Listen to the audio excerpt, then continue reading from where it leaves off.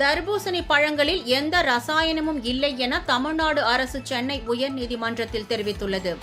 தர்பூசணி பழங்களில் ரசாயனங்களை ஊசி மூலம் செலுத்தி செயற்கையாக இனிப்பு மற்றும் சிவப்பு நிறத்தை ஊட்டி மக்களுக்கு விற்பனை செய்வதாக தமிழகத்தின் பல்வேறு பகுதிகளில் சோதனை நடத்தி உணவு பாதுகாப்புத்துறை அதிகாரிகள் தர்பூசணி பழங்களை கிலோ கணக்கில் பறிமுதல் செய்து அவற்றை அழித்தனர். இதனால் தர்பூசணி பழங்களின் விற்பனையும் கடுமையாக சரிந்தது. இதனை அடுத்து உணவு பாதுகாப்புத்துறை அதிகாரி மீது நடவடிக்கை எடுக்க கோரி செங்கல்பட்டு விவசாய நல சங்கத்தின் தலைவர் வெங்கடேசன் சென்னை உயர்நீதிமன்றத்தில் வழக்கு தாக்கல் செய்தார். இந்த வழக்கு சென்னை உயர்நீதிமன்றத்தில் இன்று விசாரணைக்கு வந்தபோது தமிழகத்தில் விற்பனை செய்யப்படும் தர்பூசணி பழங்களில் எந்த ரசாயனமும் இல்லை என தமிழ்நாடு அரசு தெரிவித்தது.